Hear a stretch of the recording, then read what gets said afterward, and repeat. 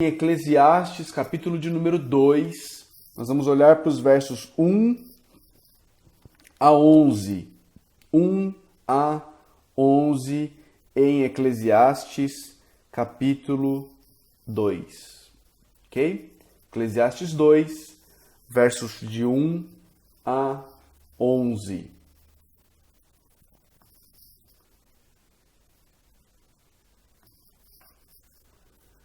Isso aí. Vamos começar? Ouça com fé, então, a leitura da palavra de Deus, ok? Ouça com fé a leitura da palavra de Deus. Eu disse a mim mesmo, venha, experimente a alegria, descubra as coisas boas da vida, mas isso também se revelou inútil. Concluí que o rir é loucura e a alegria de nada vale. Decidi entregar-me ao vinho e à extravagância, mantendo, porém, a mente orientada pela sabedoria. Eu queria saber o que vale a pena debaixo do sol, nos poucos dias da vida humana. Lancei-me a grandes projetos, construí casas e plantei vinhas para mim. Fiz jardins e pomares e neles plantei todo tipo de árvore frutífera. Construí também reservatórios para irrigar os meus bosques verdejantes. Comprei escravos e escravas e tive escravos que nasceram em minha casa. Além disso, tive também mais bois e ovelhas do que todos os que viveram antes de mim em Jerusalém. Ajuntei para mim prata e ouro, tesouros de reis e de províncias. Servi-me de cantores e cantoras e também de um harém, as delícias dos homens. Tornei-me mais famoso e poderoso do que todos os que viveram em Jerusalém antes de mim, conservando comigo a minha sabedoria. Não me neguei nada que os meus olhos desejaram. Não me recusei a dar prazer algum ao meu coração. Na verdade, eu me alegrei em todo o meu trabalho. Essa foi a recompensa de todo o meu esforço. Contudo, quando avaliei tudo o que as minhas mãos haviam feito e o trabalho que eu tanto me esforçara para realizar, percebi que tudo foi inútil. Foi correr atrás do vento. Não há nenhum proveito no que se faz debaixo do sol. Não há nenhum proveito no que se faz debaixo do sol. Queridos, esses dias atrás eu fui numa festa, antes da pandemia. Depois da pandemia não tem mais festa. Era uma festa muito bonita, com luzes, com música, com comida, com bebida. Tudo estava muito bonito. A minha filha, logo que chegou na festa, ela ganhou lá uma bexiga, uma dessas bexigas de gazélio, né? E ela logo amarrou aquela bexiga no pulso dela e ela ficou a festa inteira com aquela bexiga, feliz, correndo para baixo e para cima, toda feliz, com a bexiga, meio que protegendo a bexiga para que outras pessoas não pegassem a bexiga dela, não é? E ela passou a noite inteira com aquela bexiga, correndo para cima e para baixo, se divertindo com aquela bexiga. Foi para casa com a bexiga e no caminho da festa até lá em casa ela dormiu no carro e acabou dormindo com a bexiga amarrada em seu braço. Ela estava muito feliz e muito alegre quando ela dormiu com aquela bexiga. O autor aqui de Eclesiastes, nesse texto que a gente está diante da gente hoje, Eclesiastes 2, de 1 a 11, ele também se propõe a buscar o sentido da vida na alegria, nos prazeres desta vida. E ele começa no versículo 1 falando consigo mesmo, não é? Ele começa no versículo 1 dizendo, vamos lá, vamos nos jogar. Vamos nos jogar na alegria, vamos nos jogar nas coisas que essa vida tem a oferecer. Vamos lá, vamos nos jogar tudo isso. Mas ele não gosta muito de suspense. Então, na mesma hora que ele fala, vamos lá, vamos fazer, vamos nos jogar, eu vou buscar na alegria, ele já entrega no próprio versículo 1, dizendo de cara qual que é a conclusão dele, depois de ter buscado satisfação e significado para essa vida nos prazeres. Ele diz, eu disse a mim mesmo, venha, experimente a alegria. Olha aí o versículo 1. Descubra as coisas boas da vida. Mas isso também se revelou inútil. Lembra do borrifador aqui de água? Lembra do vapor? A gente tentando pegar? Lembra? Ele está dizendo, isso também se demonstrou inútil. É vaidade, é efêmero, é passageiro, é correr atrás do vento. Mas como ele chegou nessa conclusão? Como ele chegou na conclusão de que a alegria, o desfrutar das coisas boas desta vida, era algo efêmero, era algo passageiro, era algo sem valor e que não iria satisfazê-lo. Bom dia, meu amor. Bom dia, que bom que você está aqui. E bom dia, Ju, também. Bom dia, Ju. Que bom que você está aqui, Ju. Muito bom. Como é que ele chegou a essa conclusão? Isso ele vai relatar nos versos 2 a 11. Nos versos 2 a 11, tá bom? Olha só. Primeiro ele tentou encontrar sentido para a vida no riso, na alegria. Ele pensou que se ele pudesse rir um pouco, se ele pudesse desfrutar um pouco do humor, ele encontraria na risada, na alegria, o sentido para o viver dele. O sentido para o viver dele. Mas ele relata que o que ele encontrou foi loucura. Olha o versículo 2. Concluí que o rir é loucura. É loucura. Essa palavra loucura, ela não se refere a uma deficiência mental, a um problema mental, mas uma perversidade moral. Ele percebeu que o riso não era fruto da satisfação em Deus, mas que o riso era fruto do pecado. Ele percebeu o que muitas vezes a gente percebe no nosso dia a dia, que tentam achar significado para a vida, se escondendo muitas vezes até atrás de um personagem brincalhão, zombateiro, que faz piada com tudo e com todos, mas cujo riso não é resultado da alegria que eles encontram no Criador, mas dos defeitos e dificuldades das outras pessoas. Quantas vezes você já viu humoristas falando que foram buscar no humor uma fuga para os problemas da vida deles, não é? Para os problemas da vida deles. E eles percebem que a melhor forma de esquecer o problema deles é rindo e fazendo os outros rir do problema dos outros. O autor de Eclesiastes está dizendo que ele buscou no humor, na risada, o sentido para a vida, mas ele viu que isso também de nada vale. Mas o autor de Eclesiastes, ele é um brasileiro, ele não desiste nunca, ele continua procurando o sentido para a vida. Ele continua procurando a razão para a existência, algo que preencha, algo que realmente tenha substância, algo que não seja vaidade, algo que não seja fútil, efêmero. Não é? E ele diz então, no versículo 3, decidi entregar-me ao vinho e à extravagância. O pregador aqui, o autor de Eclesiastes, diz que ele decidiu se entregar ao vinho, e é interessante ver como o vinho engana a mente do homem, não é? Ele diz que se entregou ao vinho e à extravagância, mas ele acha que ele ainda tinha o controle sobre a situação, não é? Ele diz, mantendo, porém, a mente orientada pela sabedoria, né? Ele é enganado, ele acha que ele ainda tem o controle da situação. Isso é comum entre todos os que se jogam ao vinho. É difícil você encontrar um bêbado que concorda que ele está bêbado, não é? Ele sempre acha que ele está no controle da situação. E ele fez isso, ele se joga ao vinho e à extravagância, baseado naquela ideia muito comum até os dias de hoje, de que a vida é curta.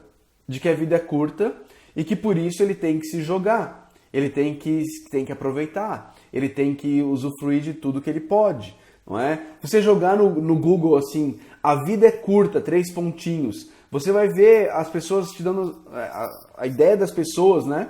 Já que a vida é curta, você tem que, e o resumo do que você tem que fazer, já que a vida é curta, é fazer tudo o que você quiser, tudo que o seu coração mandar, se joga, aproveita. E aí as pessoas se jogam e aproveitam, entre aspas, tudo o que elas acham que vai dar sentido para a vida delas. Afinal de contas, a vida é curta. A vida é curta. E aí elas se jogam nas bebidas, elas se jogam nas drogas lícitas e ilícitas, elas se jogam no vício nos jogos, elas se jogam nos vícios da pornografia, elas, afinal de contas, elas se jogam no sexo. Afinal de contas, a vida é curta. A vida é curta. Mas depois disso, parece até como um outro oposto, né? Saindo dos prazeres, da bebida, ele vai buscar satisfação agora no trabalho, nos projetos, no que ele pode realizar. Ele diz nos versos 4 a 6, lancei-me a grandes projetos, construí casas, plantei vinhas para mim, fiz jardins e pomares, neles plantei todo tipo de árvore frutífera. Também construí reservatórios para irrigar os meus bosques verdejantes. Ele tem o mesmo pensamento daqueles que queriam construir a Torre de Babel, não é? Vamos realizar aqui um grande projeto. Quem sabe assim encontraremos sentido para a vida. Vou me dedicar ao trabalho, vou me matar de trabalhar. Eu vou trabalhar e vou talvez encontrar a minha identidade no trabalho, em quem eu vou fazer com que aquilo que eu faço se torne quem eu sou. O comentarista bíblico Derek Kidner, ele diz assim, o pregador cria um pequeno mundo dentro do mundo. Ele cria um mundo multiforme, harmonioso, requintado, um jardim do Éden secular, cheio de deleites e sem fruto proibido. Sem fruto proibido. Uma vez eu fui numa casa aqui em Caldas Novas, na beira do lago, que tem um lago bem grande aqui em Caldas, o Lago Corumbá. Era um lugar assim. Uma chácara cheia na frente ali do lago, com uma piscina aquecida de frente para o lago, tanque com peixes, com água corrente, quiosque para churrascos, maior do que o salão aqui da minha igreja, o telão, som mais potente do que da igreja, árvores frutíferas para todo lado, iluminação embutida saindo do chão, 23 coqueiros para as lanchas poderem serem amarradas aos coqueiros, heliponto para as pessoas chegarem de helicóptero no local, e um dono carente, um dono vazio, um dono sem encontrar satisfação na vida. Mas, queridos, a gente cai nisso também, não é? A gente também cai nisso.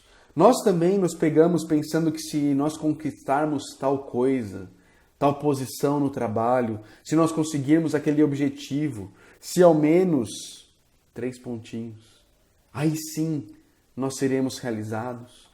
Nós também construímos os nossos pequenos reinos achando que eles serão capazes de nos satisfazer, Nós construímos casas, nós construímos relacionamentos, nós casamos, nós montamos negócios, nós plantamos igrejas, achando que se fizermos essas coisas, encontraremos realização, encontraremos satisfação. E no final, o que a gente percebe? Que ainda não estamos satisfeitos. Que é vaidade, que é inútil. Mas o pregador, o autor de Eclesiastes, ele não desiste. Ele continua procurando. E agora, depois de se lançar a grandes projetos, ele passa a se entregar a tudo que o dinheiro dele poderia comprar para ele. Veja os versículos de 7 a 9. Olha aí os versículos de 7 a 9. Comprei escravos e escravas e tive escravos que nasceram em minha casa. Além disso, tive mais bois e ovelhas do que todos os que viveram antes de mim em Jerusalém. Ajuntei para mim prata e ouro, tesouros de reis e de províncias. Servi-me de cantores e cantoras e também de um harém, as delícias dos homens. Tornei-me mais famoso e poderoso do que todos os que viveram em Jerusalém antes de mim, conservando comigo a minha sabedoria. Ele passa a viver a vida de banquetes e festas, com escravos lhe servindo o tempo todo. Muita comida, aliás, muita comida mesmo. Se você abrir sua Bíblia rapidamente comigo, lá em 1 Reis, capítulo 4, versículo 23, fala sobre o que era servido diariamente no palácio de Salomão. Diz assim, em 1 Reis 4, 23, 10 cabeças de gado engordado em cocheiras, 20 de gado engordado no pasto, 100 ovelhas e bodes, bem como servos gazelas, corças e aves escolhidas. Esse era o menu diário do palácio, ok? Além de comida, ele tinha muito dinheiro coletado de impostos e dos inimigos derrotados nas guerras. Com esse dinheiro ele comprou cantores e cantoras, garantiu a música ali no palácio, que era algo muito raro na época, muito raro. Ele tinha dinheiro para ter o Spotify, Deezer, Apple Music, Amazon Music, ele tinha tudo. Algumas décadas atrás ele tinha aquela coletânea de CD, uma coleção de CDs enormes na casa dele. Enorme, ele dava festa. E ele trazia o Bruno para cantar na festa. Eu tô falando isso porque esses dias para trás teve uma festa numa casa em Caldas Novas, gerou todo um rebuliço por causa da pandemia. E o cara trouxe o Bruno, do Bruno e Marrone, para cantar na festa. Não é? É disso que Salomão está falando aqui. Não é? Além disso, ele formou um harém. Ele formou um harém para curtir as delícias dos homens. Primeira Reis nos informa que Salomão tinha 700 esposas e 300 concubinas. Ok? Além disso, ele buscou a fama, o poder, ele alcançou mais fama e mais poder do que qualquer outro que já tinha vivido em Jerusalém. Não é? Se Salomão vivesse nos dias de hoje, os projetos dele levariam ele à capa da revista Exame, não é? A casa dele seria a capa da revista Casa Cláudia. Os carros dele seriam a atração do auto esporte. A vida social dele estaria na revista Caras o tempo inteiro, não é? As festas dele seriam frequentadas por ex-BBBs, modelos, paniquetes. Era isso, era essa a vida do pregador, o autor de Eclesiastes. E é interessante, queridos, porque lá no fundinho, a gente é tentado a achar que essas coisas também nos fariam felizes. Que se a gente tivesse essa vida, a gente seria feliz. A gente seria feliz.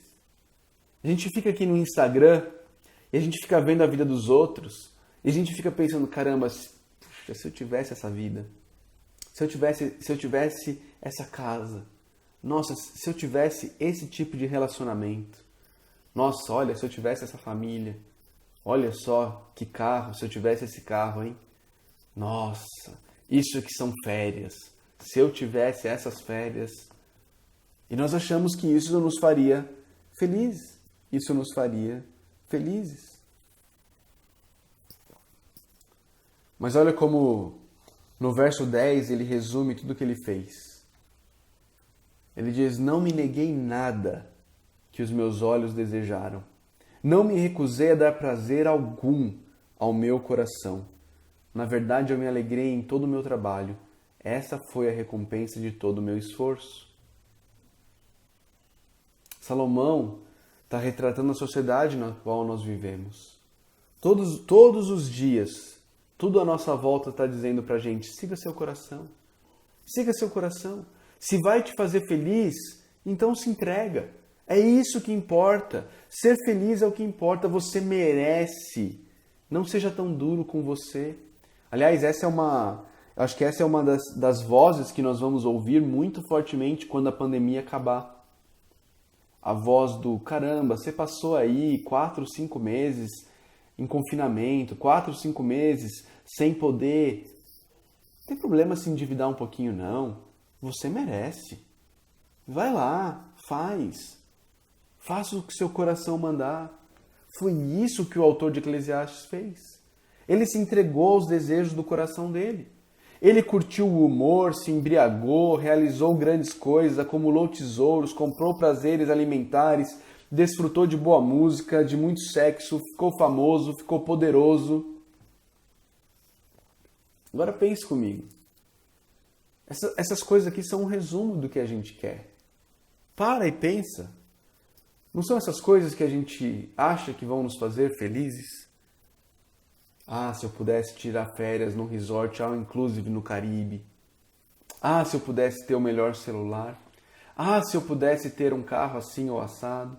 Ah, se eu pudesse. Ah, se eu pudesse comer picanha todo sábado. Ah, se eu tivesse um marido assim. Ah, sim. Ah, sim. Queridos, não tem nada de novo debaixo do sol. Nada de novo.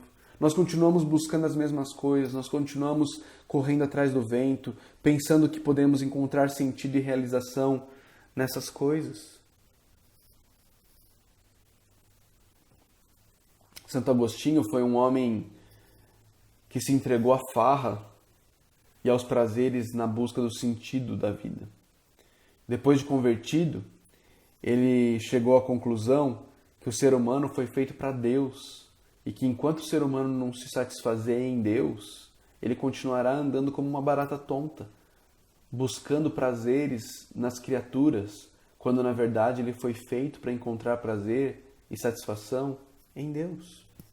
Veja a conclusão de Salomão, depois de tudo isso, de se entregar a tudo que os olhos dele e o coração pediram. A conclusão dele no versículo 11. Contudo, quando avaliei tudo que as minhas mãos haviam feito e o trabalho que eu tanto me esforçara para realizar, percebi que foi inútil. Foi correr atrás do vento.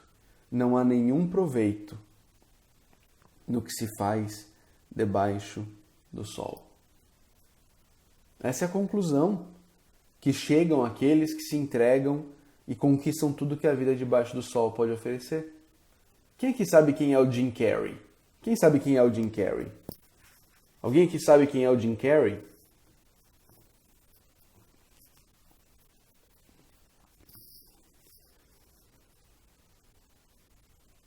Alguém aqui sabe quem é o Jim Carrey?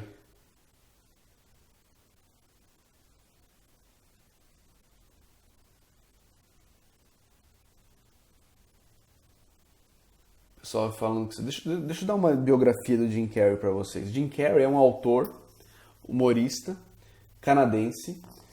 Ele já foi casado 2 vezes, já morou junto com pelo menos 3 atrizes americanas. A última se matou com overdose de remédios no final de 2015. Jim Carrey tem pelo menos um jato, uma coleção de carros, um duplex em Nova York que vale 13 milhões de dólares e uma mansão no bairro mais caro de Los Angeles. Esse é o Jim Carrey, ok? Esse é o Jim Carrey. Algum tempo atrás o Jim Carrey soltou a seguinte frase, ele disse o seguinte: eu penso que todo mundo deveria ficar rico e famoso e ter tudo com o que sempre sonhou, para que então possam perceber que esta não é a resposta. Eu penso que todo mundo deveria ficar rico e famoso e ter tudo o que sempre sonhou, para que então possam perceber que esta não é a resposta. Bem parecido com Salomão, né? Bem parecido com Salomão. Bem parecido com o autor de Eclesiastes. Mas ele não foi o único que falou isso. Quem que sabe quem é esse? É mais difícil. Tom Brady. Tom Brady. O Thiago sabe. O Thiago é fã do Tom Brady. O Thiago é fã do Tom Brady. O Tom Brady, desculpa, é um jogador de futebol americano. Ele é um jogador de futebol americano. Ele é o craque do time dele. Ele é o craque do time dele. Ele é o Messi e o Cristiano Ronaldo juntos pro futebol americano, tá bom?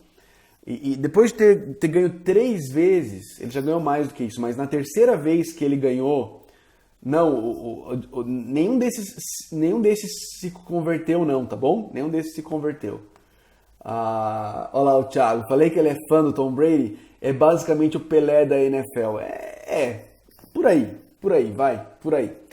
Mas depois de ter ganhado pela terceira vez o campeonato mais importante do futebol americano, com um salário de 37 milhões de dólares, casado com a Gisele Bündchen, pai de 3 filhos, ok? Pai de 3 filhos.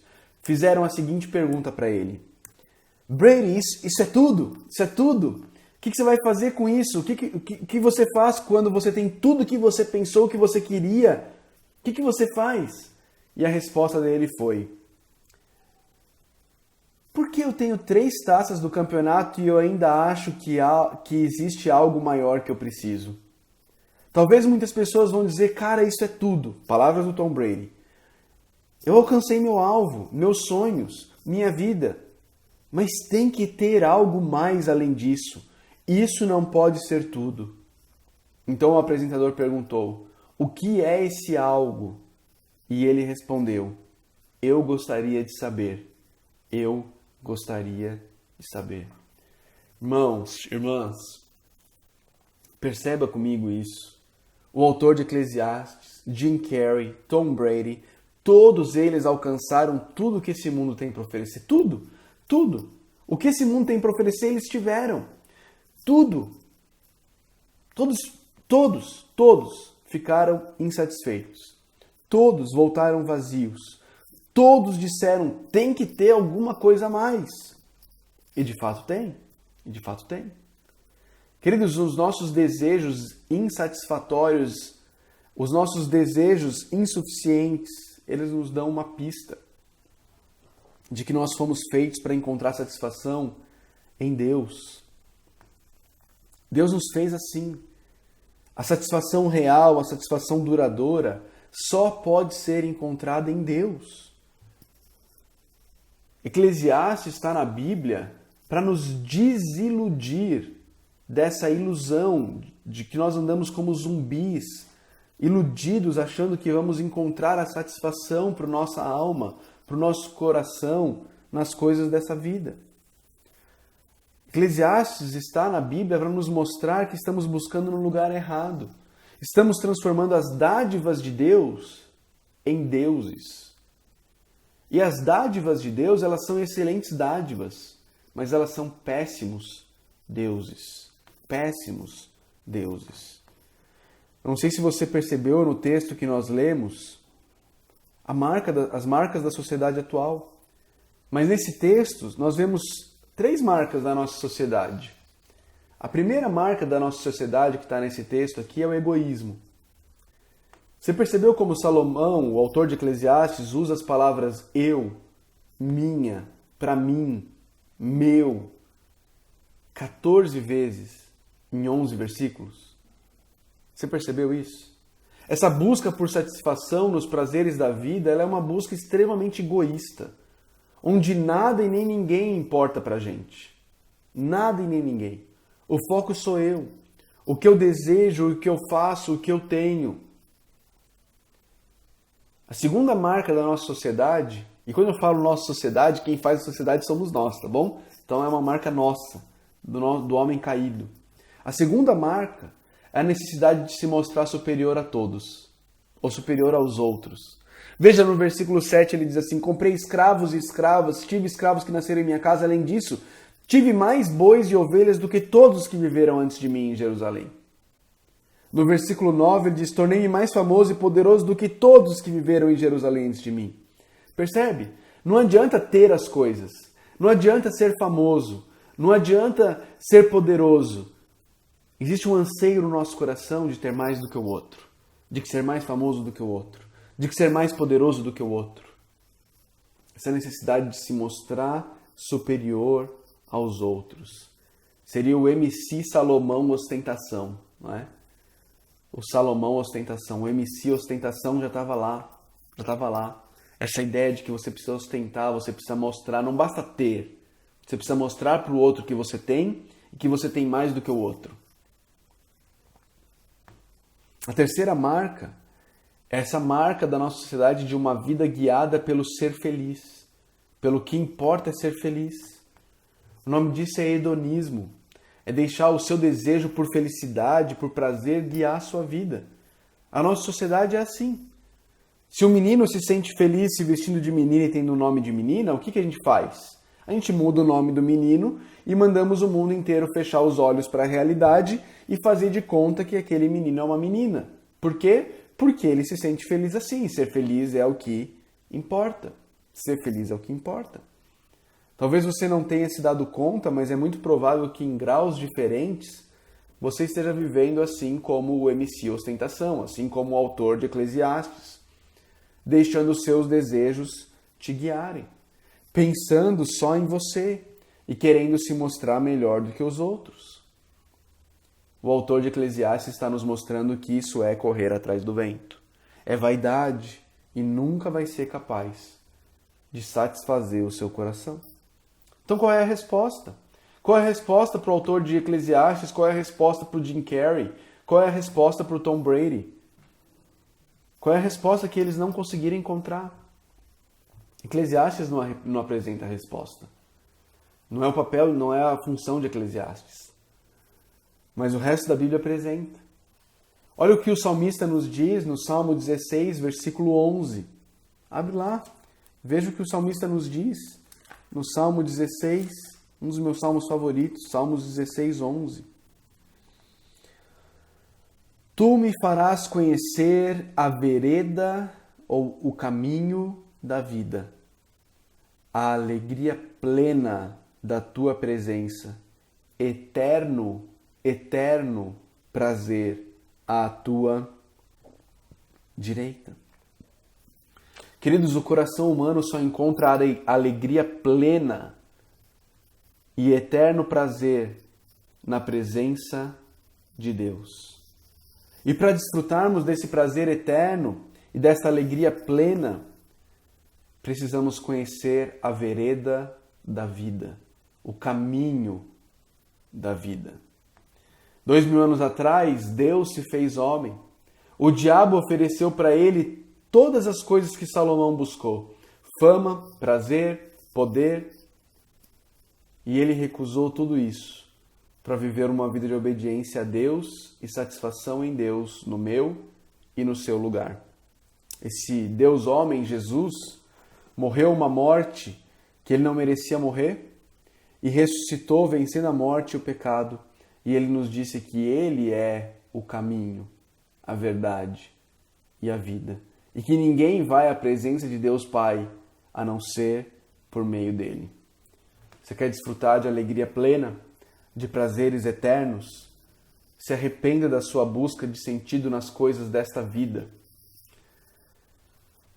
Creia em Jesus como o caminho para Deus, para um relacionamento íntimo, pessoal, verdadeiro, real com Deus. E comece a desfrutar hoje da alegria plena e dos prazeres eternos que só o relacionamento com Deus pode nos proporcionar. Mas e a bebida? E a comida? E as realizações? E o sexo? O que a gente faz? Joga tudo isso fora? Não. Nós abraçamos todas essas coisas como dádivas de Deus, para serem usadas e desfrutadas como dádivas de Deus, e não como deuses. E uma vez que estivermos satisfeitos em Deus, a gente vai poder desfrutar com sabedoria dessas dádivas, que irão nos levar para mais perto de Deus, onde estaremos sempre e eternamente satisfeitos nele. Lembra da bexiga com gazélio, da minha filha? Aquela fonte de alegria sem fim, que ela precisava proteger dos outros para que ninguém pegasse, porque era a alegria dela. Que ela foi para a cama com a bexiga pendurada no pulso e dormiu com a bexiga pendurada, amarrada no pulso. A bexiga amanheceu murcha, sem vida, vazia e sem graça.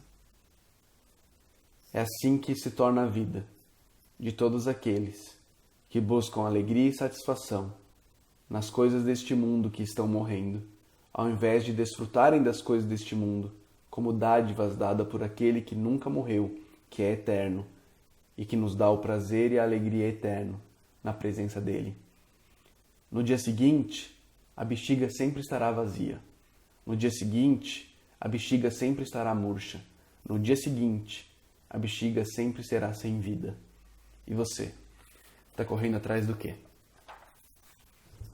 Vamos orar?